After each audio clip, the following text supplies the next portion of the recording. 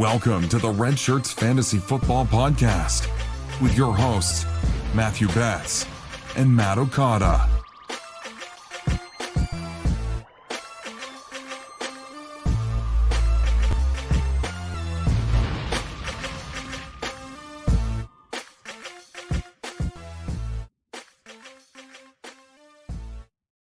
What is up, Red Shirts Fantasy Football Podcast listeners? Ladies and gentlemen, boys and girls, welcome in. It is going to be a fun episode because we are doing a mock draft on tonight's show, a Dynasty startup mock draft between myself, Matt Okada, and John Helmkamp. Let's start with Okada because he's wearing a Patriots hat and Tom Brady's not playing for the Patriots this year. Okada, has it set in yet, the reality?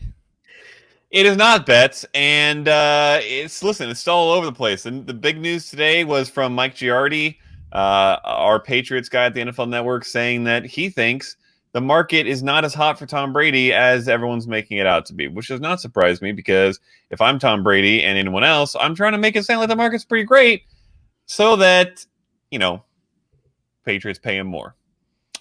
We'll see if it happens. It's a smart move. It is. John, what's going on, man? How you doing?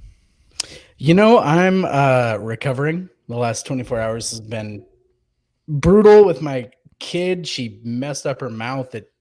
Awful. So I spent the day at two dentist appointments. So I didn't hear any NFL news. So I'm just coming back and sitting down at the computer, and I'm sure Okada's going to drop some bombs and be like, I did not hear that. So I'm just happy to be settling down and hear and talk some football. So.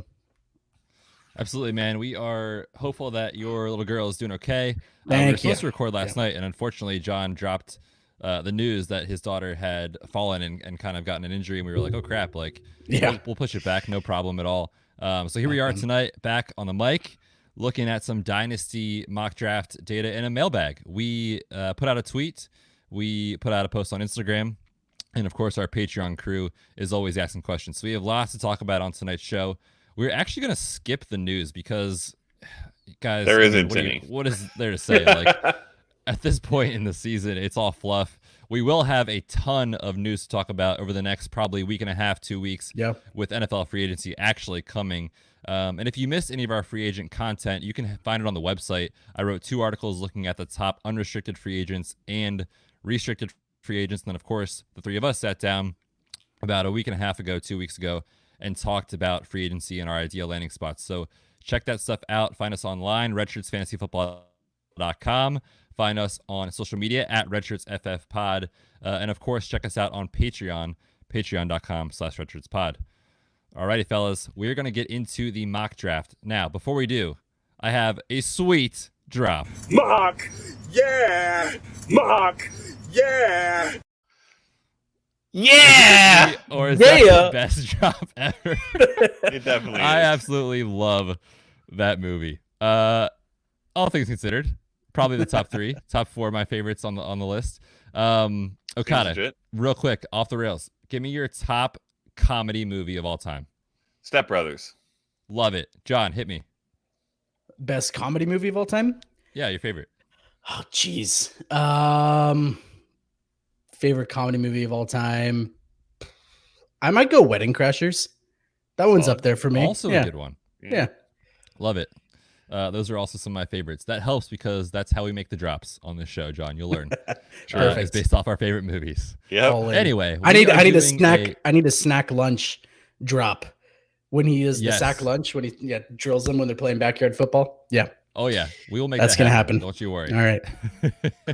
We are doing a Dynasty startup mock draft on tonight's show, and I find these super helpful because essentially what we do is sit down and we draft one team together.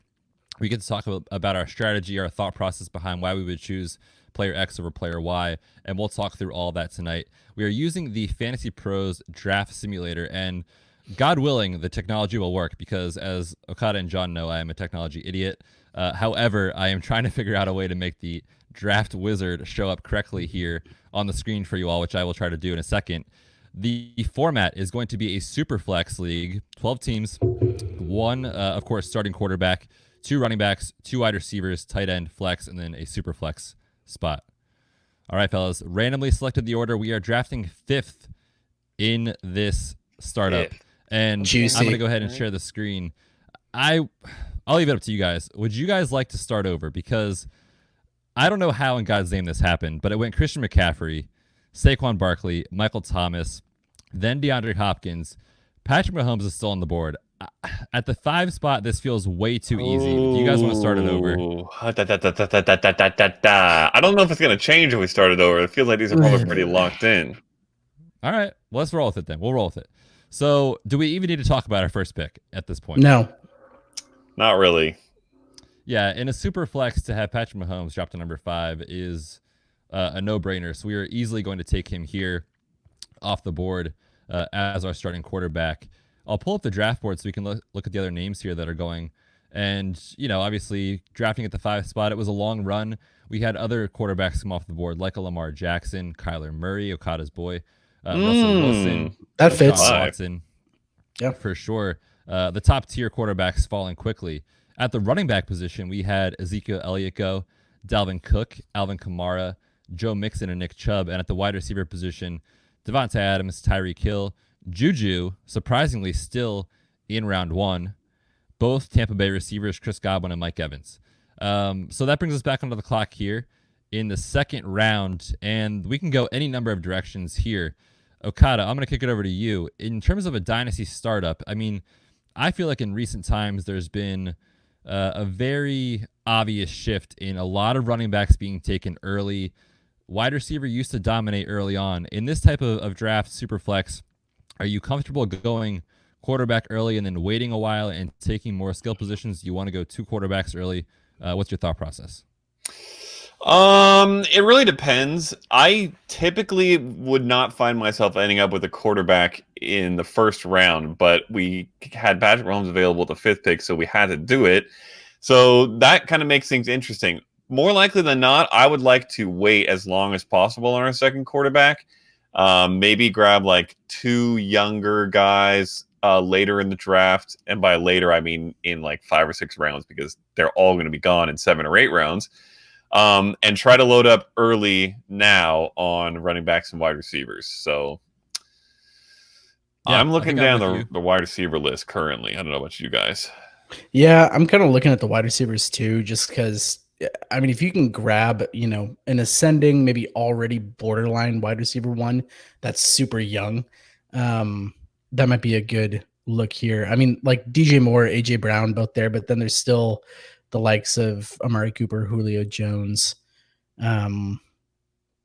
That's tough. Well, Amari Cooper is so up in the air. I don't know where he's going to be, so that's hard. That's true. That makes it tough. I will also say, I feel like Henry Jones-Jacobs might be a tier after which there's a pretty big drop. What do you guys think about that?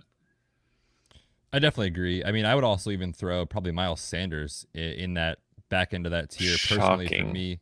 Shut your face, Okada. Just kidding. Austin Eckler, our boy, is still sitting there. That's true. Going wide receiver here, personally. That's the way I like to build my dynasty teams. John and I did a dynasty startup for the Patreon crew 2 weeks ago. That's the way we built our team and really liked it. So I'm good going with that route if that's what you guys want to do. And I think based off our consensus ranks, I mean, DJ Moore sticks out. AJ Brown sticks out. Oh, you tempt me.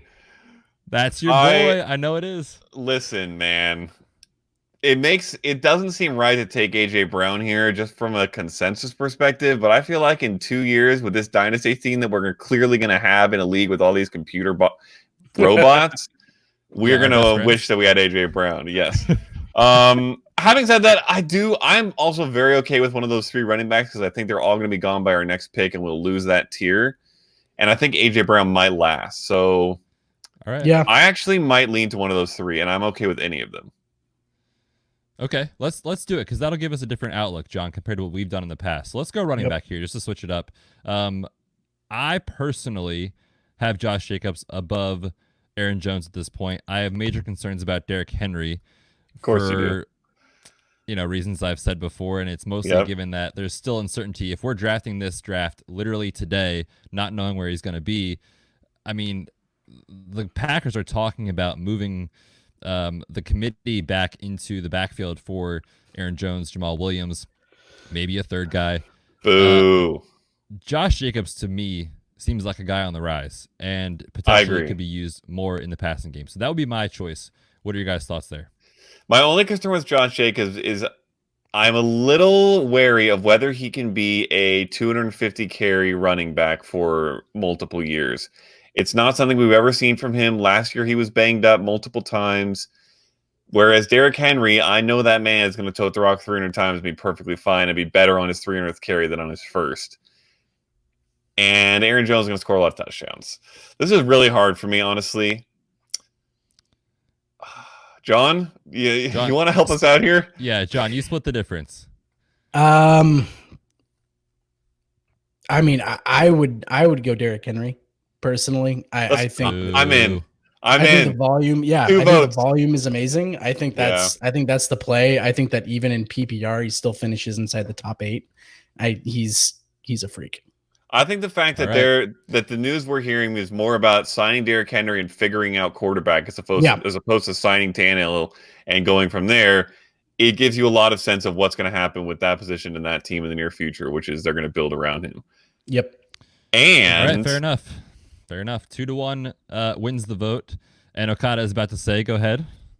AJ Brown is still on the board. We gonna pick him in the 3rd round. And John can't tell us not to. Wait, John, are you an AJ Brown hater? No, I love AJ Brown. I think that he's fantastic. But we just had this debate about Josh Jacobs, and he's still there.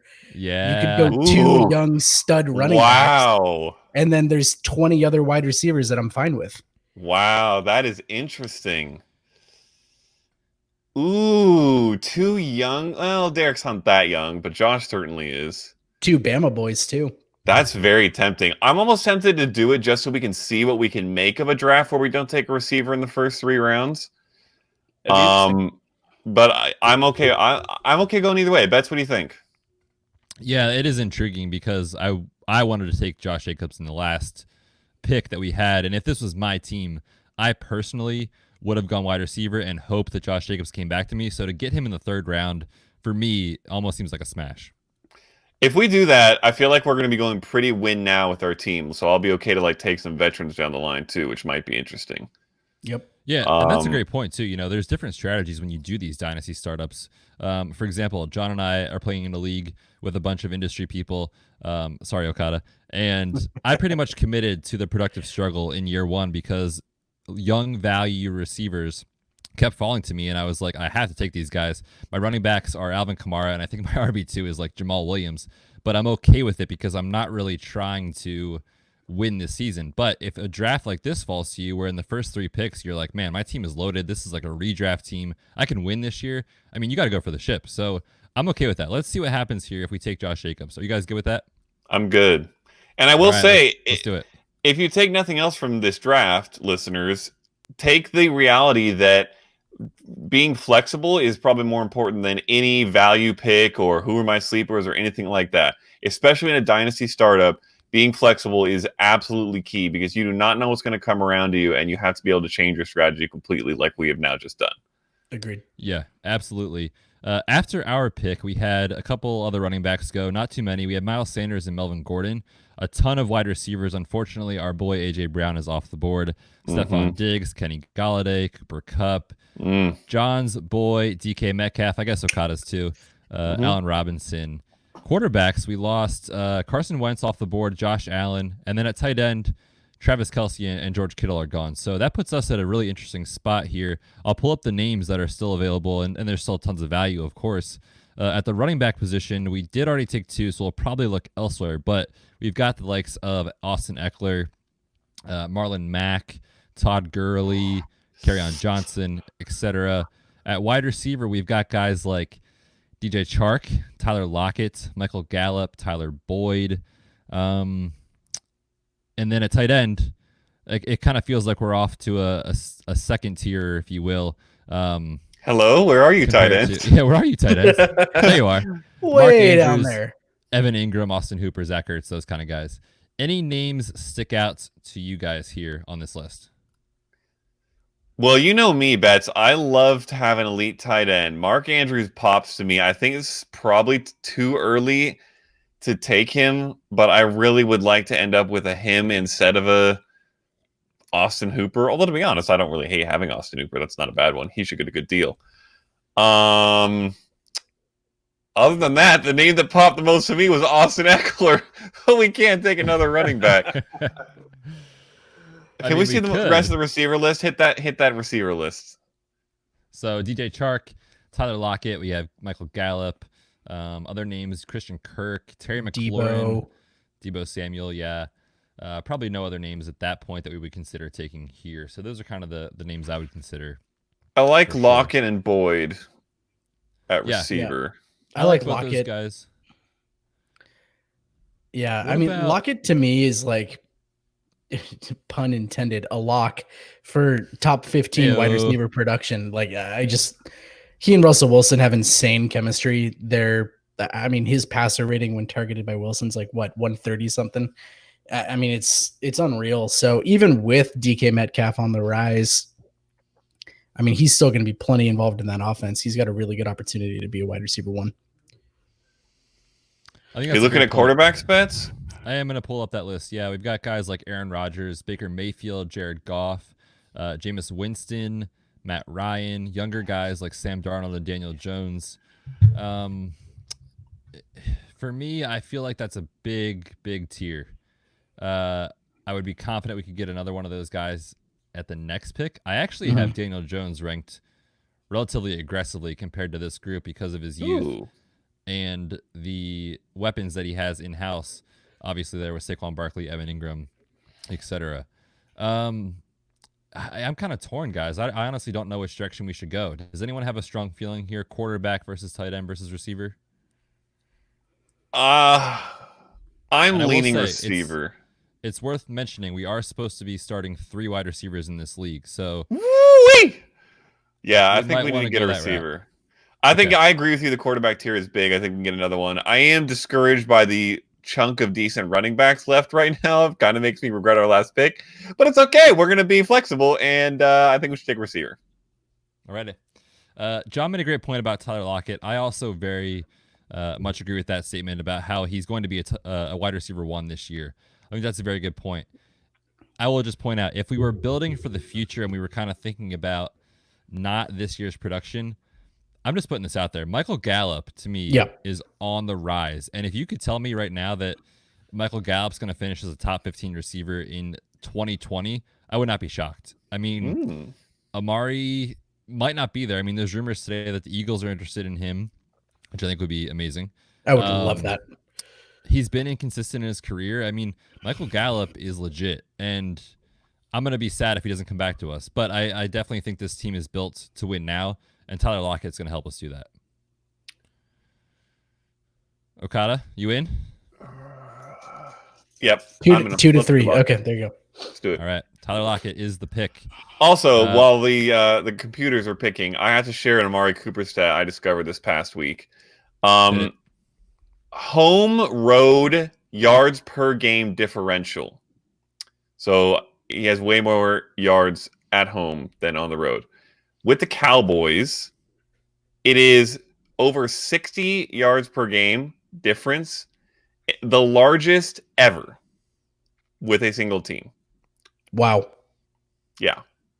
That's nuts. I don't know what he's doing. It is crazy. Like, I remember the Ben Roethlisberger home road talk, the Drew Brees home road talk.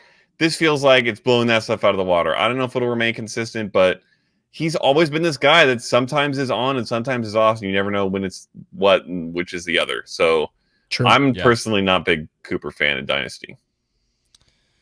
Yeah, I think that's fair. I mean, the inconsistency is huge. And also, I'm just going to say, I'm looking at the draft board right now, and I didn't even realize rookies were in this draft. Jerry Jeudy just came off the board in round 5. What? Ooh! Yeah, this changes things. CeeDee Lamb right now. Yeah, this is a really good point. Screw I didn't realize winning that. this year. What? Let's go for the future. Let's do both. What are the available receivers right now? I mean, I gotta scroll down to see here because I guarantee you that those players are very far on the list. They're probably at the bottom. Yes, if I keep scrolling here, I gotta. It's not mess with my eyes too much. Try to see. Control F that. Oh, I see him. I saw him. I see him. I saw him. 119. 118, 119. I see CeeDee Lamb. I see thick freakness I mean, it's right there to the left. Yeah, AJ Dillon, obviously thick freakness there. Cam Akers, Zach Moss. So that is one fault of these types of draft wizards. I'm circling this name here on the screen as Jonathan Taylor. I mean, as your third running back. Next round. I'd go CeeDee Lamb right intriguing. now and then Jonathan Taylor the next round. So this is a legit conversation. I mean, let's talk about these rookies because it's Combine Week. We're just coming off of Combine Week. People are super hyped. We still have young players on this board. Terry McLaurin, who showed out last year with not good quarterback play. We have proven assets in guys like Jarvis Landry, who's always undervalued. Mike Williams, Tyler Boyd. Okada likes him a lot, I know. Is CeeDee Lamb... So for this season, I think it's probably fair to say those names probably outscore CeeDee Lamb. In a year or two, is it outlandish to say CeeDee Lamb is tiers and tiers above a guy like Tyler Boyd, a tier well above Terry McLaurin? I mean, is that outlandish? Is that accurate? What do you guys think? It's certainly not outlandish. The one thing that sucks for me, and I always make a fuss in this part of the offseason about landing spots and hating ranking players. Mock drafts, they're super fun, and we need to get the rookies in here, but it's so hard without landing spots. It's worse for running backs than receivers even, so that makes a deal. But it is such a big difference where a guy is going to go. Like CeeDee Lamb goes to, I don't know, the Patriots. Arizona or Philly or somewhere like that. That's incredible. If he goes to, I don't know, the Raiders, or he won't fall to the Patriots, but if the Patriots traded up and got him, that would be a lot less favorable in my position, in my opinion, and could definitely affect how quickly he becomes a star. Having said that, I do think he is just below the tier we're looking at right now. I think I would personally take Tyler Boyd above him, maybe also Robert Woods. Probably not. He's right in that Terry McLaurin Debo tier for me, I think. Right now, I'm gonna make a strong argument for Terry McLaurin. I mean, if this happens, and again, this is all pre-landing spot. If Tua gets drafted to the Redskins, I mean, Terry McLaurin could not skyrocket more in my ranks. Oh my gosh, this is kind of the risk you have to take at this time of the year. You know, if you're doing these kind of drafts, that's my argument for him. And the way he showed out with Case freaking Keenum and Dwayne Haskins last year. I don't know, man. I'm pretty sold on Scary Terry, the F1 McLaurin. Personally, that's just me. I will say temperature is getting warmer on Tua at 2. Yeah, it is. Yeah, everywhere. Have we think talked that's about pretty that realistic. Yet? I don't know if we did. I know that I said I'd so. pick him 101 in a rookie Superflex draft, and I think I mentioned then that I could see him going 2. I think it's very realistic, if not getting towards probable. That seems a little. I don't know. It's spicy. But that'll make a huge difference. And to Betts' point, like, it's not even the landing spot of the player, but the landing spot of Tua matters so much to Terry McLaurin. Tua versus Dwayne Haskins is a massive leap for me. Well, and that's why I think it's going to happen. Right? Like, if they're taking a look at it, we just saw it last year. We just saw Arizona take Kyler Murray when they had Josh Rosen that they picked the year before. Different coaching staff, different, like, it's the same recipe that we just saw Arizona go through. Yeah. If you have a quarterback that's light years above what you currently have, which Tua is, then you do it. You have to do it. You have to. Yeah, and I think it's important to note that everything you just mentioned raises the likelihood of this team doing it by that having happened last year. Like, what the Cardinals did was crazy at the time to say, we just drafted this guy 10th and now we're going to draft another guy first. Are you kidding me? But now that they've done it, it sets a precedent where I think the Redskins can say, the Cardinals just did it. It worked out great for them. They got the offensive rookie of the year, won like 3 times as many games. Not quite, but they're going to soon. Let's do it ourselves. So yeah, I buy it. I think we should just pretend that Tua got drafted to the Redskins and take Terry McLaurin here because of it. All right, do it. Sold. Terry McLaurin off the board, just 23 years old and a rising star in this league. Let's look at the draft board here. after our pick went a couple other wide receivers that we liked. We just talked about Debo, Tyler Boyd, Jarvis Landry. More quarterbacks coming off the board, guys. We got to be mindful of that. Jameis Winston, boy. Matt Ryan, Oh, Sam Darnold, Kirk Cousins, Jimmy G, and Okada's boy, Mark Andrews. Jimmy off Garoppolo, the board future here. quarterback of the New England Patriots. okay. Oh, get out of here. There's no possible way. That is I hate this time of year, man. People just want to talk and talk and talk. That is the dumbest thing I honestly have heard in a very long time. Oh, me too, but I love it. Speculation season. We need football back in our lives so much.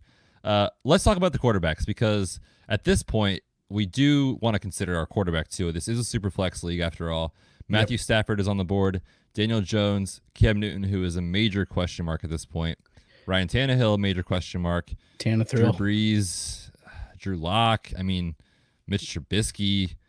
I almost feel like we have to go quarterback here based off what's on the board. What do you guys think? So my thought on that is, one, we're locked in for 15 years with Patrick Mahomes, young super MVP of everything.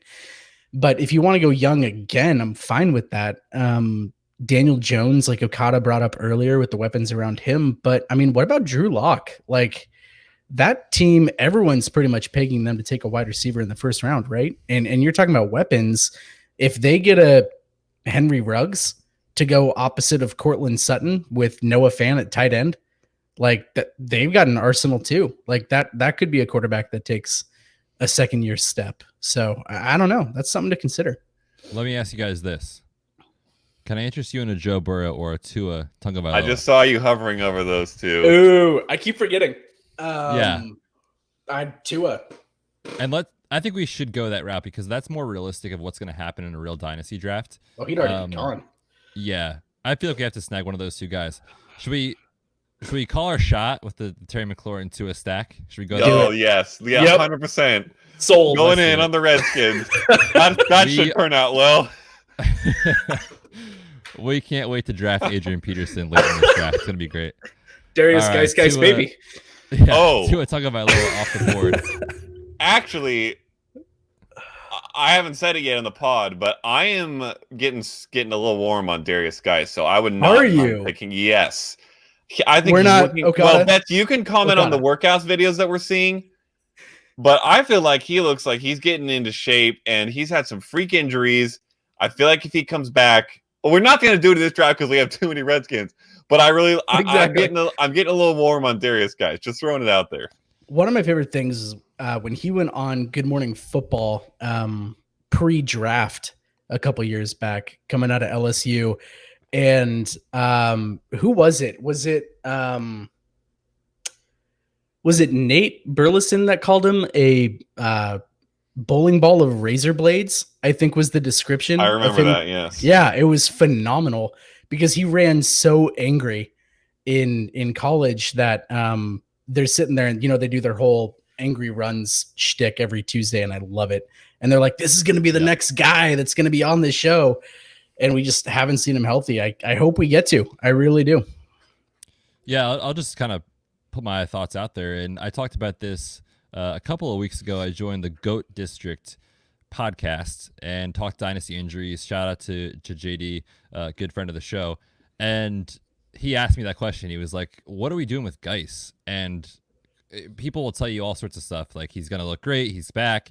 Other people are saying, stay away. These knee injuries are so scary. I'm in on Darius Geis, because the surgeries that he had are reliably healing surgeries. Yes, he had the ACL injury several months ago, obviously now over 2 years when the season starts. And it'll be his full season removed from that after the fact. So that's a good thing. The other good thing as far as injury is that the meniscus surgery he had was a minor cleanup procedure, and you don't want to take that for granted because it does matter, but it is a pretty quick healing surgery. I have very, very strong feelings that Darius Geis is going to break out this season if they give him the opportunity, because Adrian Peterson is still there after all. They're talking up Bryce Love. I don't know. But I think from a health perspective, we can be confident in Darius Geis this year. Nice. So we will keep that in mind for later in this draft. But for where we're at right now, in the 7th round, we have had a couple quarterbacks come off after Tua. We had Joe Burrow, Daniel Jones, Matthew Stafford. We had a couple of tight ends, Zach Ertz, Darren Waller as well. So let me pull up who is available here at each position. We talked a lot about CeeDee Lamb previously. He is still there. At running back, we have guys like Kenyon Drake, Chris Carson, Devin Singletary. Which is intriguing for sure. I got to scroll down all the way here to the bottom to see the tight ends, which are right here. We have guys like Hunter Henry, who's probably going to end up back in LA with the franchise tag. Noah Fant, a very electric second-year player this year, and Austin Hooper. What are you guys thinking here with this pick? Those top 3 guys at tight end really interest me. I don't know if all 3 of them will go by our next pick, so we could take the risk of waiting. But I think those 3 are a tier. Mike Gesicki is also down there. I would not hate if we waited and ended up with him, but that's really risky. Like I think he has the potential to be in that tier or above it, but it's a very it's much more of an unsure thing. Whereas if we get Hooper or Henry, even Fant, I feel like we know a little bit more what we're getting. So I really like those options. I think there's a lot of depth right now at receiver from what we saw on the list. I would like to go tight end here.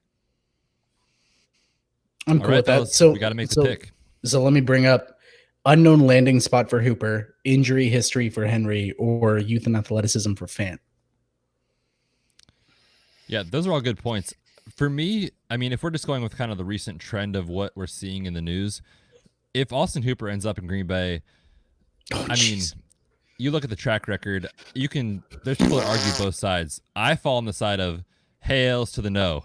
Yeah. With Green Bay tight ends. That's personally. No, I have no desire for that. So let's pretend he's going there. I think we would all agree that's a negative for his fantasy value. As far as the other 2 guys, Hunter Henry, kind of fluky with his injuries. Noah Fant for me just feels really exciting.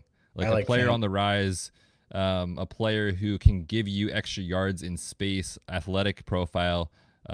I prefer him slightly above Hunter Henry. That's just my opinion. What are you guys' thoughts? And Hooper below the 2 of them? Or Hooper above I think they're all the same. If Hooper in Green Bay, if we're assuming Hooper in Green Bay, then I would take the other 2 above him. I feel a little nervous about Fant. I would rather go Hooper, but if you guys are 2 votes for Fant, we can do it. What about Hunter Henry? Well, you tell me, injury guy. No, you tell me. He is clearly in this tier or above it. He's a possible tier 1 tight end if he stays healthy for a whole season. Also, I don't know what's going to happen at the quarterback's position, but sure. But if it's Tyrod, which is I don't think too likely, although it might be for a year, I think that'll be fine. He's brought some tight ends to success in the past. If it's not, I feel like that means they went out and drafted somebody, and I like that too. So Herbert. if you feel decently confident in his injuries being a thing of the past, I would love to get Hunter Henry. Yeah, I feel pretty confident for him as well with a bounce back season. So I'm going to go ahead and I'm going to call our shot here. We're taking Hunter Henry. Cool. Like him a lot as kind of a buy low. Like no one's valuing him the way that they should be, I think, in Dynasty. Definitely not as a ceiling. The other names. Yeah, for sure. And still just 25 years old. Let's go ahead and take Hunter Henry. Quick question for you, Betz, while the computer is making its picks. Yeah. How would you compare the trajectory of Hunter Henry and fellow Charger Keenan Allen from this guy is injury prone perspective? Is it similar at all? I think they're both similar in a positive way, meaning, I feel like I spent like 2 or 3 years telling people that that Keenan Allen was not injury prone. And that was right before his season of finally staying healthy and getting in a full season, being an elite fantasy option. And I could see a very similar trajectory here for Hunter Henry because his injuries, again, don't really seem to correlate with recurring issues like a Will Fuller or someone like a Jordan Reed, where it's very predictable. We kind of know what's going to happen. These injuries, to me, are kind of fluky, and I'm more confident that both of these guys continue to stay healthy. Cool. All right, fellas. So where are we at here? Yeah, we're back on the clock. Wide receiver. Sure. We are currently right now looking at wide receivers that just came off the board. Robert Woods, Christian Kirk, T.Y. Hilton, Hollywood Brown, Devontae Parker, N'Keal Harry, and the aforementioned Will Fuller. CeeDee Lamb. CeeDee Lamb is still available. I feel like, for me, this is a no-question pick. I'm 100% in. Let's do it. Let's do it. I got to scroll. Pretty far. long way. And I'm just throwing this out there, but if he goes to the Cardinals, Oh my we gosh. would have the Kyler CD stack and the Tua Terry stack. Oh shoot! I love this team. Oh, so good. Wait, no, we wouldn't. Oh, we got don't have- Mahomes, dude. We got Mahomes. No, we got Tua. Oh, we didn't. That's yeah, we right. got- That's we right. didn't get That's Kyler. right. We got Mahomes, not Kyler. I was thinking Kyler because he went right afterwards. I was just talking about in Okada always reality has the fact Kyler. that we get the two of them back together. Kyler Murray. That's true. We throwing would get the CeeDee real Lamb life would be amazing. Kyler CD stack. That's a fair Yeah, that'd point. be fantastic. I guess I'll take Yeah. Mahomes. That's fine. Yeah, that's fine. Yeah. Willing After to our settle. pick went Curtis Samuel, Jalen Reagor. Interesting there. John Brown, AJ Green. Couple of other running backs, DeAndre Swift, Philip Lindsay, Damian Williams. Guys, I mean, this is a super fun exercise because it's kind of not that realistic. But Jonathan Taylor is still on the board. here. Yes, he is. I mean, Come do we on. even What need does to our talk roster about look like? Can you show us our roster? Give Yeah, it all to right, me. here on the left Filled side of out. the We screen. filled out our starters, so we can. Yeah, it's just bench now. Let's Yeah, go. That's Let me gotta run be through it real Jonathan. quick for Give me my for boy. listeners. It is Patrick Mahomes, Derrick Henry, Josh Jacobs, Tyler Lockett, Terry McLaurin, CeeDee Lamb, Hunter Henry, and Tua Tagovailoa. Spicy. Currently the starters. To add Jonathan Taylor to that mix, who we could easily, if we had to, start him over a quarterback in any given week. Yes, please. Uh-huh. I just gotta find him. Now, I will say this. I'm just Stop gonna throw it. it out there. I'm just gonna Stop throw it it. out there. It's probably gonna fall on deaf ears because of who I'm talking to. Oh gosh. me. Well, it's already fallen on deaf ears. Say it anyway. Say it anyway. I just well- clicked before Okada was ready.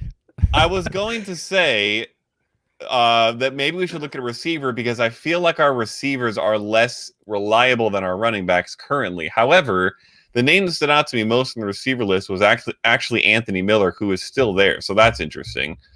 Also, fun exercise. Let's do a quick exercise here.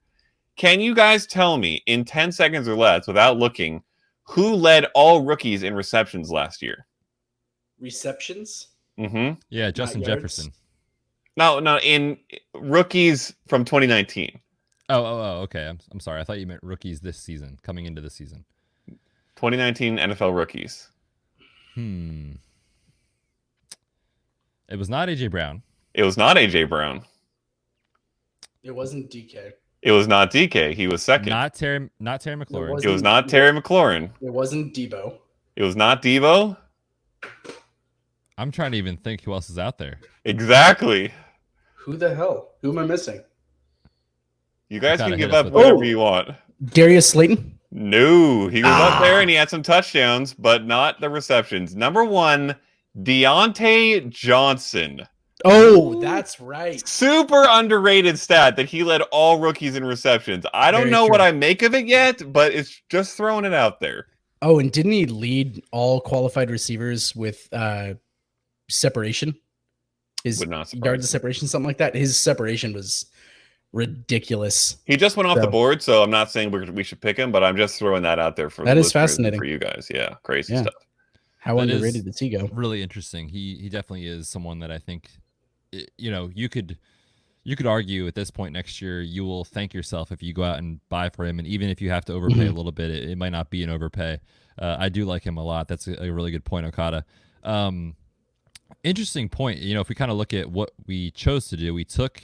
I'm scrolling down so we can see the tight ends. We took Hunter Henry, Austin Hooper, and Noah Fant still available on the board. Wow. No way. I'm not saying we need to take one of those guys, but I think it's just interesting that thought process. We could have gone wide receiver. We could have changed our thought process and seen what happened. But I rest my case. We still have quarterbacks to talk about because we only have 2 on our roster, and for a super flex league, I want 3 personally. Yep. We have Mhm. Mitch Trubisky on the board. It feels gross, but he'll Yum. get a shot to stay as the starter. I mean, we can talk about guys like Justin Herbert if we want to. All of these guys Yes, are thank you. going to be on a new team or out of the league in the next year. I know. What It's the true. heck? I know. Big what Ben is a win now piece. Thomas Yeah, I Brady. mean- Yeah, gross. If you're going, I mean, there is the rookie class still. You got Go- Herbert. What is you your got guys- Love Hurts? Ooh. I mean, out of those options, it's clearly Herbert. What is your guys' current temperature on Gardner Minshew with the Nick Foles potential trade? Slightly above chatter. refrigerated and not quite All room right. temperature. Okay, that's fair. It's fair enough. Yeah, honestly, I don't know how to value Gardner Minshew because the jorts elevate him to a very high level. True, His true, true, camper. true. Is second best only to Okada's, and I don't know, man. I mean, I'm just gonna put this out there. I'm still not a huge believer in DJ Chark. The offense and the team in general is trending in a negative direction. I mean, Leonard Fournette might get dealt. I don't know, man. They're blowing it up. Lukewarm. Yeah, I'm pretty They're lukewarm. blowing it up. All right. So yeah. Jeez. What a receiver, mess. Let's talk receiver. We do have other options, and like Okada was saying, Anthony Miller. Other names that are intriguing to me on this list here, if I scroll down a little bit, guys that were hyped up last year. Someone like Andy Isabella, JJ Arcega-Whiteside is young and could have a chance. We could look at someone else that was productive last year in Jamison Crowder for the New York Jets. What is your how are you feeling about Preston Williams these days? Yeah, I think he's going to have a slower 2020 season based off when his ACL injury was. I'm not saying he won't produce. I just think that it's probably more likely than not that his better performances are going to come later in the year. Mm-hmm. Would this be, I mean, looking at the crop of wide receivers that's there, right? You've got Sammy Watkins, who's right next. Scroll up a little, Betz. Who's up Corey there? Davis, Sammy, Anthony Corey, Anthony Miller. Anthony Miller, I like. I wanted to get him, I think, 2 rounds ago, so I'm 100% fine with Anthony Miller. But continue. Anthony Miller would be fine, but how does Anthony Miller compare to incoming Justin Jefferson out of LSU? Who would you rather have between those two? Is my quarterback Mitchell Trubisky? Yes, and that's the problem. Yeah, that is something of a problem. In this case, landing spot is probably in Jefferson's favor, even though he doesn't even have a team yet. It's not going to be worse. Ruggs is kind of interesting too. Ruggs is interesting. Oh boy, this is rough. Yeah, this is. Is really this tough, such a man. hot mess that we should go somewhere else? Like get our other quarterback or It could see what's be. in the running back market? It could Or be. take one of Let's- those other great tight ends and deal them? I think Austin Hooper at this point, to me, we don't want to draft a dynasty startup for positional need, and Austin Hooper is still a young True. tight end who's produced. Look at how much Trade higher value. he is than everyone else on the overall list per Fantasy Pros consensus rankings. Yeah, take it. All right, let's do Austin Hooper here. What's the We'll go. running back situation, by the way? Okay, I'm just curious. hold I on. feel like we haven't looked at it. I just feel like we haven't looked at it for forever. Yeah, for Hate, sure. hate, double hate, loathe entirely. Loathe entirely. What they're Yep, referring to, all right. if you cannot see the screen via the live stream or the YouTube video, is Rashad Penny, James White, Devonta Freeman, Royce Freeman, Tevin Coleman, and Tariq Cohen are the guys that they just put in a body bag. Well, Look, just to be considering clear, for the record, the loathe entirely was when I got down to Ronald Jones's name. So let's that's just put it fair. this way. That's So fair. we're looking at a lot of running backs that are probably going to be replaced this year. Yeah. Like Devontae Freeman is going to become Cam Akers. I'd bet money that they draft Cam Akers to go to Atlanta. So I kind of want more rookie running backs in my life in the next couple rounds, but I like Austin Hooper here. I let's also take really Austin like the idea Hooper. of getting Cam Akers. We should remember that. Yes, I am with you guys on that. Austin Hooper, again, still just 25 years old. So we will take him here. Two We will see what 25-year-old tight happens. ends. Not bad. Nice. Not a bad place to be in Dynasty. Yeah. Alrighty, guys. Tyler Higbee is the only other tight end that has gone. Unfortunately, Mm. Justin Jefferson, who we talked about, Clyde Edwards-Helaire, CE, Yeah. Strawn's boy off the board. Cam Akers here in the 11th round is really, really interesting to me. Well, yeah, I think it's between him and a quarterback.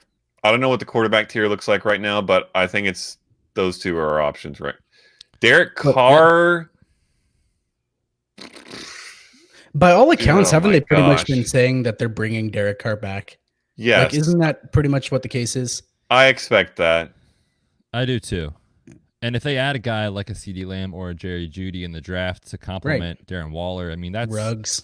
intriguing. Yeah. Yeah, it is definitely they are going receiver with one of their first round picks. I can Easily. almost guarantee that. And that means Yeah. they're going to have a top 19 overall pick wide receiver in that core. So that's real nice. I would be fine with Derek Carr as a third quarterback. I don't hate it. I got no problem with that. He's fine. Yeah. He's a bye week guy. He is a bye week guy. Exactly. What about him between him or Justin He's Herbert? fine. Justin Okay, Herbert. Let's see- back up. If we're saying Justin Herbert on the Chargers, Probably that is certainly an option. Yes, If we're saying Justin Herbert Chargers offense, I with like that. Keenan Allen, Mike Williams, Austin Eckler, Hunter Henry. Hey, we'd have another stack. Compared to Derek Carr with Darren Waller, Josh Jacobs, another stack. Whatever rookie wide receiver they're inevitably going to draft, and Tyrell Williams as their second wide receiver. Hunter Renfrow. Very undervalued. So- Hunter Renfrow. Yeah. Yeah, I love Hunter Renfrow. There's also a non-zero chance that the Buccaneers don't bring back Jameis Winston and draft Justin Herbert. I've seen that around a few places, which would be I would love that. Give me him in that incredible. offense. Yeah. That would make him Bruce a top Arians 15 with QB Herbert? potentially out of the gate. Yeah, with Bruce those Arians, weapons, Herbert. Ooh. I kind of like Look- Herbert over Carr. Personally, I do too. And what I Oregon was gonna boy, say I'll take about him. this, I was gonna say about this team. You just look at our makeup. Like, if we have Patrick Mahomes as our quarterback, we are set for 15 years. Yep. We can build around him with other startable assets late in drafts. Meaning, if we take someone like a Justin Herbert, I'm fine to just like snag Tom Brady in 3 rounds and just plug him in if we need to as a quarterback too, or Jacoby Brissett. Let's say they give him 1 more year. Like, you can Teddy Bridgewater. you can make it work. Yeah. And obviously Tua and or Justin Herbert could be starters at some point this year. So I think I'm with you guys in that pick. before you Now, do so, Yep. Go ahead. let me just say this: we have drafted Tua, which means there's a non-zero chance that he's not playing football at the start of the fantasy season, and we don't have him. Yep. And Herbert maybe ends up behind someone for a while as well. That leaves us with only one quarterback. We talked in the very beginning when we drafted 2 running backs about being okay with going veterans and trying to win in the next 2 years because of how we are set up that way team-wise. What do you guys think? And I kind of feel like we're taking advantage of the rookie system here a little bit. What do you guys think about drafting Ben Roethlisberger and I maybe knew you were getting gonna say another that. quarterback later? If we have to. I don't love it. I think he's I'd gonna, rather I have think he's Derek gonna Carr score a than lot of Roethlisberger. fantasy points. Really? Yeah. Absolutely. Really? Yeah, I'd rather I have am Carr picking than Big Ben Roethlisberger. over Derek Carr in a redraft for sure. No yeah, way. redraft for sure. But this is a But dynasty startup. That's what I'm saying. I feel like this is a stopgap quarterback for us. Even in a He is. vacuum for 2020, the corpse of Ben Roethlisberger coming Corpse! back. Yeah, dude, he looks 5,000 awful. yards! With Antonio Brown. He looks fat now and he has a beard, but he'll get back in shape. Well, dude. He I don't always know, looks man. fat. He's the fattest looking person that's not fat on planet Earth. It's science. What a compliment. That's amazing. First off, Oh, man. my 2 cents on this situation is I think Big Ben is close to done. I mean, maybe 1 year, Wow. maybe 2. Savage. Maybe 6 months. Kevin Steele Yeah, in I don't our know, man. live stream chat thinks Big Ben is cooked as well. Apparently, I'm outvoted. All right, let's go, Herbert. All right, Justin Herbert is the pick, and like I was saying, we can build this team up with a lot of youth and productive pieces, and just get someone to plug in if we need to. We also have Jonathan Taylor. We can plug in if we need to in this format. So Justin Herbert is the pick. Speaking of board? Herbert is 2 inches taller than Ben Roethlisberger. Dang. He's a big boy. Dude, big. He We big. had a wild running back run. James Whoa, White, Royce wow. Freeman, Tariq Cohen, 7 in a Alexander row? Madison, Tevin Coleman, Raheem Mostert, Tony 8. Pollard, Ronald Jones, Duke Johnson. Guys, Cam Akers. 12th round. Okay, Cam I mean- Akers is lovely. Cam Akers is very nice. Our receiver situation is not great right now. Justin Our Jefferson. our bench running back is Jonathan Taylor. We don't have a bench receiver yet. It is dark in the receiver front. Now, I will say, It's rookie season. yeah, I will say the names on the list aren't the best. Yeah, but I mean, listen, man. Cam Akers is a very, very startable asset if he goes to the right situation, and maybe even a top 15 running back this season in fantasy if he goes to the Chiefs. I mean, let's just throw out a scenario. Oh, yeah. If you tell the me that you're Bucs, passing eventually. on something like that for, I don't know, Jamison Crowder, like, yeah, I'm very much willing to risk the That's wide true. receiver here to look at someone like, let's see here, cheap production, Tyra Williams, Golden Tate, Jamison Crowder, we just talked about, Brashad Perryman, interesting free agent, Hunter Renfrow. I mean, there's guys we could plug in at wide receiver and make it work. Nelson Aguilar. No, we can't plug him in and make it work. It will never All work. right. Well, I, as we know, I love Cam Akers. I'm 100% fine with that pick. Same. I was just playing devil's advocate. Perfect. I like it. Good conversation. And guys, we do want to get into a mailbag. So we are at about 51 minutes of the show. Do we want to make this our last pick and then kind of move on to mailbag? Do we want to run through these last picks really quickly? What do you guys want to do? How many more picks are there? We haven't Fill set out up- our roster per the site. How many do we need? Yeah, 2 more picks. Let's just finish it up. Yeah. Make them Okay, quick. sounds good. Let's get Ben Roethlisberger. I'm good with that at this point.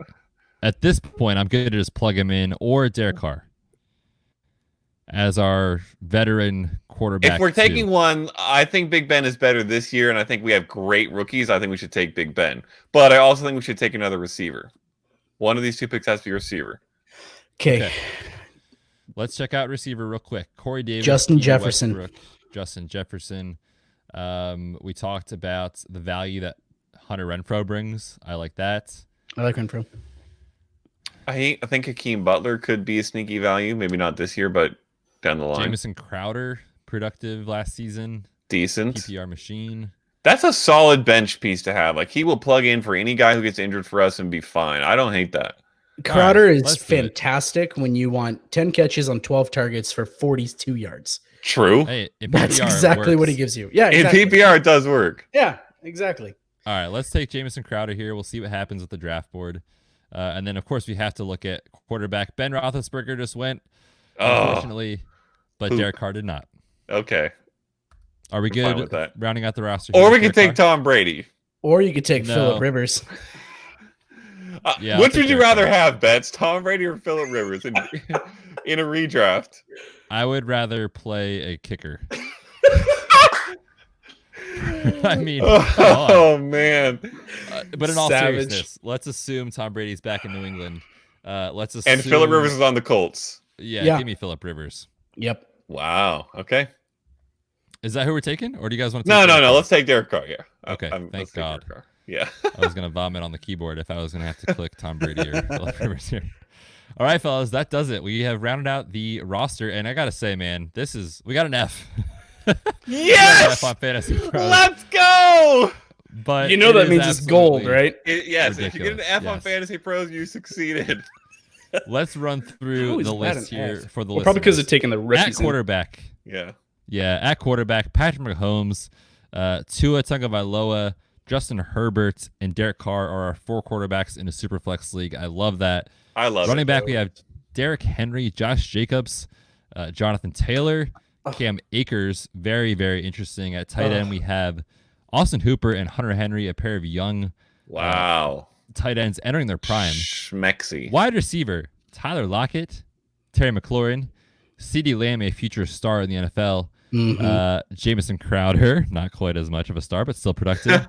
Man, I gotta say, guys, this roster I like it. This roster I love it. is fun.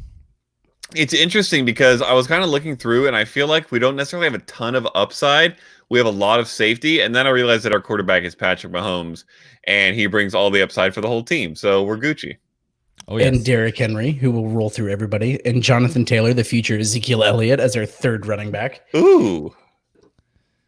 I like it, guys. This was a really fun exercise. And, part of this is probably not as likely to happen. But it's why we do these mock drafts, because you just let the draft unfold. You kind of see what values on the board. I mean, we were talking about in the first 3 rounds, like, we're winning this league this year. Let's go for it. And then guys like CeeDee Lamb were on the board, and guys like Cam Akers late in the draft was on the board. So do these exercises, practice them on your own, see what happens, because it allows you to try a different strategy every time you do it. And then, of course, things will change as time goes by with landing spots, etc. But man, what a team. Go Red Shirts. Fellas, let's get into the mailbag. What do you think? Yes. Yes, sir. All right. Let's see here. We have a lot of questions that came in for the show. Really good ones, actually, too. We had some on Twitter. Our Patreon crew also had some interesting questions for us. And just so you all know, yeah, Okada swiping on the screen. I forgot to close out Fantasy Pros. If you want access to our Patreon, channel and to the extra content, we have extra podcasts, extra research articles up there.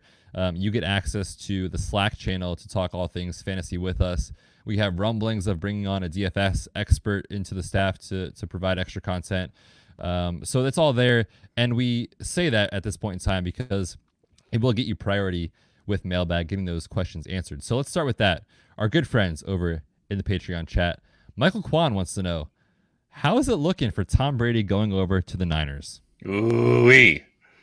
Not great, Michael. I will say this. If Jimmy G wasn't there on a fresh deal, I think that would be the number one landing spot, bar none, for Tom Brady in my mind. He grew up in that area. He's been a fan, a huge Joe Montana fan. It's like a place for legendary quarterbacks. It's a nice place to live. Everything would point to him being there. The only problem is Jimmy Garoppolo is there on a fat deal, which they would have to trade away in order to sign Tom Brady. And not every team is really a Jimmy Garoppolo at that money team, I don't feel like. I think you have to be a 49ers or a Titans to pull that off, which the Titans could do and let Tannehill walk, but I don't know why. It's almost the same thing, and probably you get Tannehill for less money. I think it's not great. Not great, Bob. Excellent reference. Not great, Bob. Not great, Michael. Probably not going to happen. And I would say with high confidence, very, very unlikely to happen. Next question in the Patreon chat channel we had from Josh Nims, another great friend of the show. How many more top 6 seasons do you guys think Alvin Kamara has in him? I own him and am considering selling. I realize his value is a bit lower right now. What are your thoughts? I think he's got 2 to 3, right? I mean, especially with the incoming crop, you look at all these guys that are going to start challenging that top tier of running backs. I mean, we all know how high I am on Jonathan Taylor. DeAndre Swift is good. Cam Akers is good. Clyde Edwards-Helaire might turn into just a PPR machine. He might be Alvin Kamara, like that kind of role production. Maybe that's a ceiling. I'm not saying that's what he's going to be, but I like him a lot. So, I mean, yeah, you've got an aging out quarterback. He's not a bell cow running back per se. He's more of like the Austin Eckler mold, right? Where they're going to get a lot of work in the passing game. They like having a complimentary running back to him. It's the same sort of situation.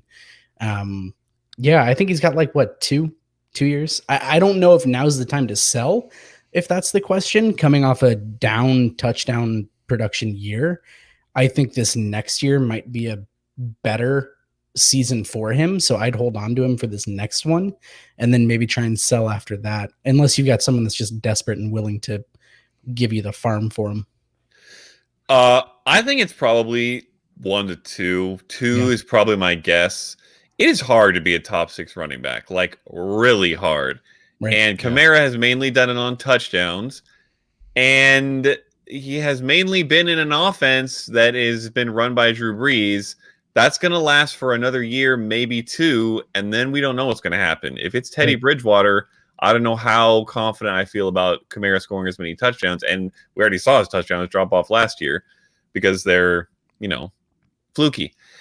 What I will say is I actually don't mind selling him now. I know that he didn't have a great year last year, but I feel like his name value in a dynasty league, as young as he is, I don't really know how much it hurt his value. I feel like he's still an elite level talent that is going to go for more than a first round pick. Oh, easily. Yeah, I was going to say probably get 2. But yeah, more than 2 is what I was really getting towards. And that is, I think that's fine. I think if you're looking to, build for the future a little bit more, I would be okay selling him off. And not these guys have such small windows. Running backs have like 2 or 3 years in fantasy these days, and then boom, they're gone. Yeah, it's a tough question to answer because is he a very, very good running back? Yes, absolutely. Is the scheme excellent for fantasy running backs? Yes, absolutely. But like Okada's saying, the statistics show, these guys don't produce for 7 years. It's usually 3 or 4, maybe sometimes even less. And with Drew Brees certainly on his way out at some point soon, I think 2 sounds about right. I would personally see what happens this year. I mean, if you're an owner trying to get out from underneath Alvin Kamara, now I think is not the time to sell because his value is lower than it was last year at this time for sure. And I think we see some positive touchdown regression coming for Alvin Kamara, and I would sell him maybe 4, 5, 6 weeks into the season if you're not a contender. That would be my recommendation personally with Kamara. Next question here comes in on Twitter from John Warner at FantasyFBNut. He wants to know, is AJ Green an okay keeper in the 5th round? Ooh, that is a very interesting question. That seems 5th steep round to me. seems steep. Seems early for me personally. Yeah. Do you think he's going to, what percentage would you put him at coming into the season, Betz? I think he'll be pretty close to 100. I mean, last year he didn't play a single game. Obviously, was dealing with the ankle injury, the turf toe surgery from the year prior. But you just look at the trend with AJ Green. I mean, the overall trend of how his outlook is negative. I mean, you're looking at major hamstring issues a couple of years prior to that, then 2 foot injuries, one on each side. Yeah, I think he enters the year healthy. Will he stay healthy? I have less confidence in a guy like that compared to someone like a Hunter Henry, who we talked about earlier. It's definitely tough. I mean, if he stays healthy for 14 to 16 games, that's probably a big steal because he's extremely talented and they are likely to get a quarterback upgrade and probably a better offensive line just because their offensive line has been so bad they can't really get much worse. And they're getting a 1st-round pick back from last year's draft and may get someone else in free agency or who knows what, 2nd-round draft. Yeah, I think things are looking up for the Bengals, which means I think they're looking up for AJ Green, but it's risky. It really depends on what else you have, I guess. Like, I might go something safer for your keeper. Yeah, I would agree. If it was a later round, I would probably be in at the 5th round. I think I'm out at that point. Next question, again, coming in on Twitter from Luke at LukeFFBall.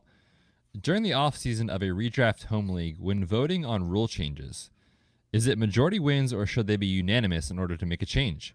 Or does it depend on the rule being changed? Thanks, guys.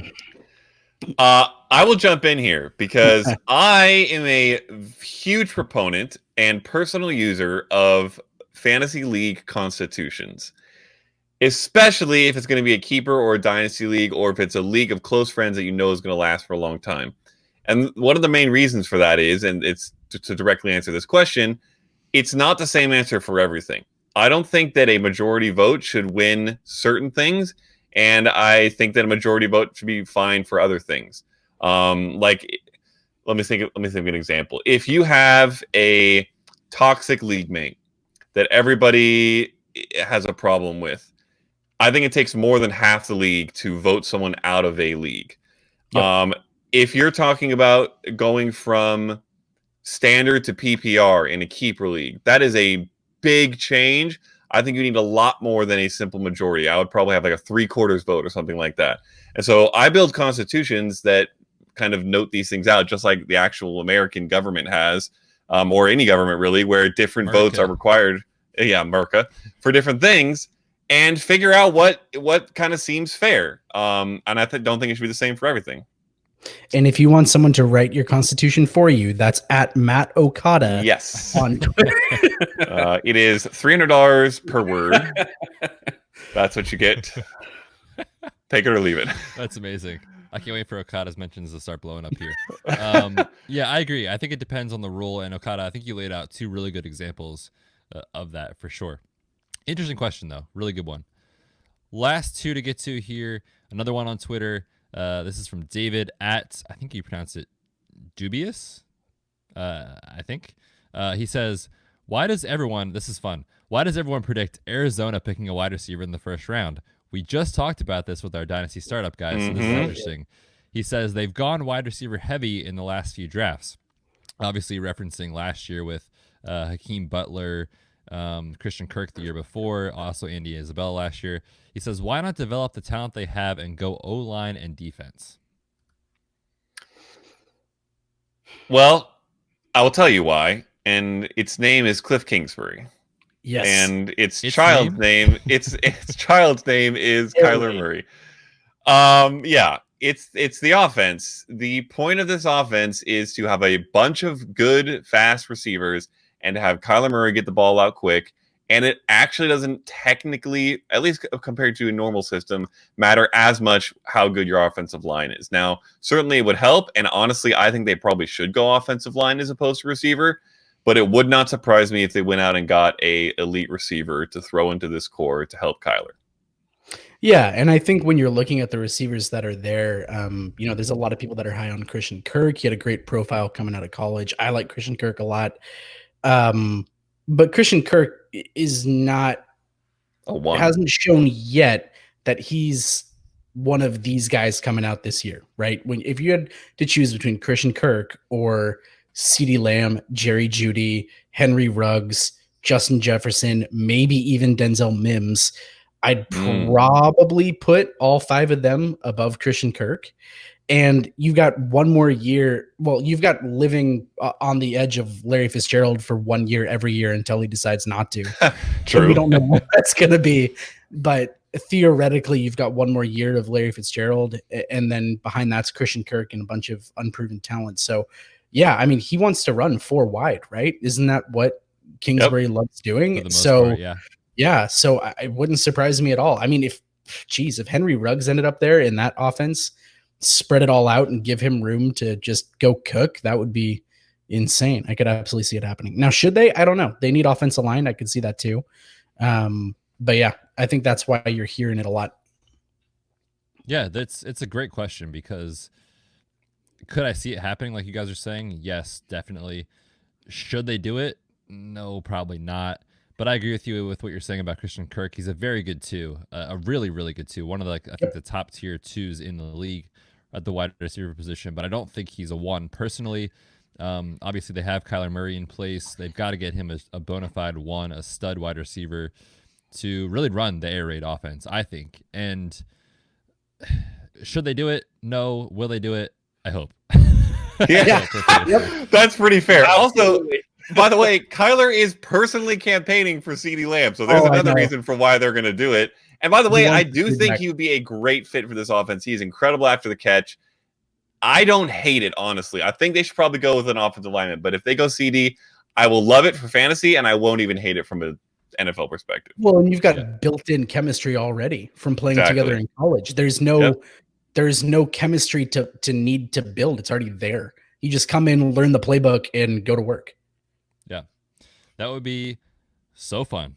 Oh gosh, be amazing. All right, guys. Last question here, actually off of Instagram, from Rumboys Nets, good friends of the show. Yep. What running back from last year sees regression this upcoming season? Yeah, so I saw that, and I responded to that asking for clarification on positive or negative regression. What are we talking about? What does that mean?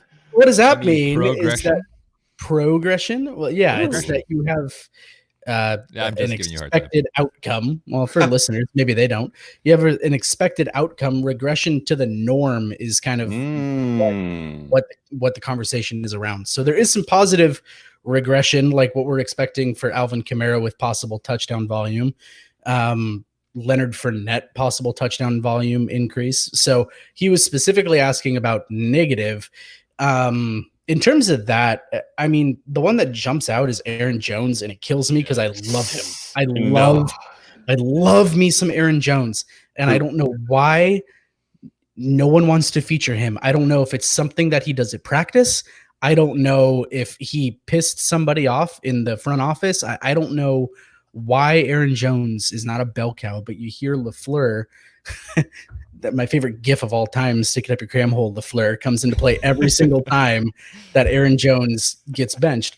But you hear him saying at the combine they're looking to add even a third piece to this committee. I mean, his touchdown, listen, he's done this his entire career. He's been a touchdown machine. He had 19, I think, this last year, 18 or 19 all-purpose touchdowns. 19 scrimmage, yep. 19 scrimmage touchdowns this last year. He's very successful at scoring touchdowns. He's very good at it, but I just wonder if the usage is going to decrease even more. And we saw that he balled out when Jamal Williams was injured, but when Williams was in there, they gave Williams the ball. Like, Williams got some run in that offense. So Aaron Jones is my most obvious one. Yeah. Mark Ingram was also very touchdown dependent for his fantasy value this last year, and he's getting up there in age. They might bring in some competition. They might work Justice Hill in a little bit more, or they might draft someone this year to be, to looking towards the future because he's getting up there. So Mark Ingram would be one that I'd be concerned about as well. For me, it's actually an easy choice and one that's going to make me sound like a dum-dum. But it's Christian McCaffrey. When you ask this question, I am usually going to go ahead and look at the number one player at the position and just pick that person. I said it about Lamar Jackson earlier this offseason. When you have a season that good, you are not going to repeat it. And besides just that fact, which is that McCaffrey cannot be this good for too much longer, I think there are several reasons around the team why that may just change very quickly. One of which is I don't really expect them to have Cam Newton as their quarterback going into this year. I don't know where you guys are on that. They've talked about being okay or wanting to even bring him back. I don't know. I don't think he's the answer. If they go a different direction, or even if they have a healthy Cam Newton, it's going to be different than what they had last year, which was a hot mess of backups that could not throw the ball to receivers, and so they just dumped it off to Christian McCaffrey, who got 116 receptions and set a record. He's not going to have 116 receptions. It's not going to happen. He's going to maybe hover around 100. That would be real nice, but he could start dropping below that. It is obscene what he did last year. It's not going to happen again. I'm not saying he's still not the number one overall pick, but he's going to regress. Another one I'd throw in there is the number one at the position from 2 years ago, Mr. Todd Gurley. Was also incredibly touchdown dependent in his stats this year. I actually had it pulled up here. Todd Gurley only had 857 rushing yards. That's not a lot. He got 12 touchdowns out of it because the concerns around his knee and his arthritis and all that, they really eased him into the offense over the course of the year. And then they kind of just brought him in when they got down by the red zone. But that's a really high percentage of your fantasy points to have, under 900 yards rushing, but 12 rushing touchdowns.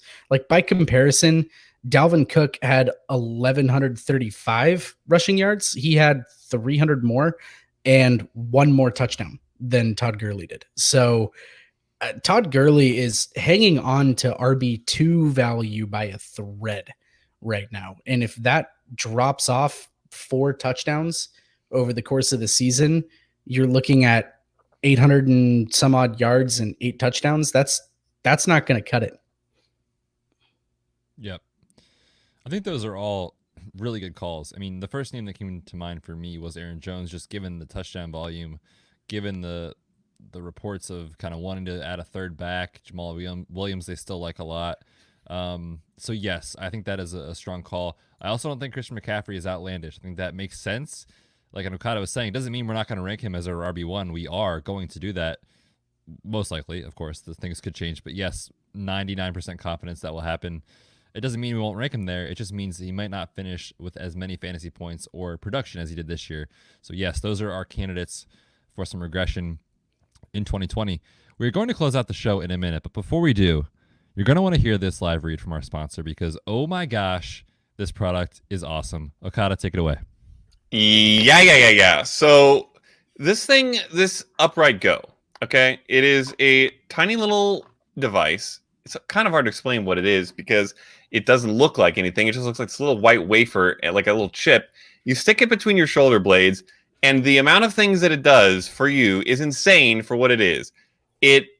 You hook it up to an app on your phone, and basically all it does is buzz whenever you get into a bad posture position. So when your shoulders start to hunch and your neck goes down and your head starts hanging, which happens a lot for almost everyone, it just goes, and you have to straighten up. You put your shoulders back, and within a couple days of wearing it, you start to get into a habit of doing this. For me, to the point where even when I didn't have it, for whatever reason I could catch myself getting into bad posture. And the effects that it has and the difference that it makes to giving you good posture are immediate and big. You guys do not understand how bad your bad posture is messing up your body, your health, your energy, pain. If you have shoulder, neck, back, all of that stuff is very connected to your posture. So if you have poor posture, which you probably do because almost everyone does,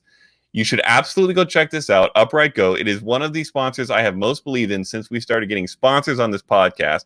And we have talked before about how we try to get sponsors we only believe in. This is absolutely one of them.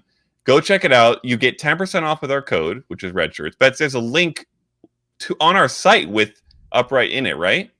Yes, at the top bar, if you go to the very right side of the screen, you're going to see the tab. It's called More. The drop-down menu will show up, and it's going to say sponsors and discount codes. You will find the link there. You can also enter it right now if you're listening. redshirtsfantasyfootball.com/posture will take you to our unique link. So definitely check it out. If you're new to the show, like Okada was saying, we want to help you guys out, help you guys help us at the same time. I mean, we truly do believe in this product, and I feel like I have to say it as a physical therapist, I will back this product. There are several things out there. Patients ask me every single day, should I buy this? Should I buy that? No, you shouldn't. It's a waste of money. But this is one that I've actually said, yeah, it's a good tool. It really does help you with that posture. So definitely check it out. redshirtsfantasyfootball.com/posture.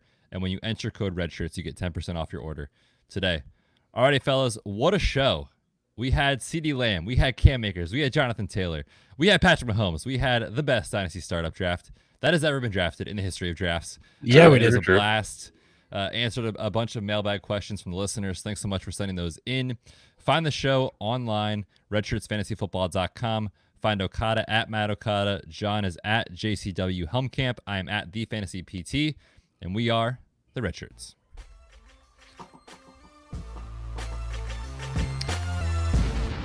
Thanks for tuning in to this episode of the Red Shirts Fantasy Football Podcast. Hit us up on Twitter at RedShirtsFFPod and check out our website, redshirtsfantasyfootball.com.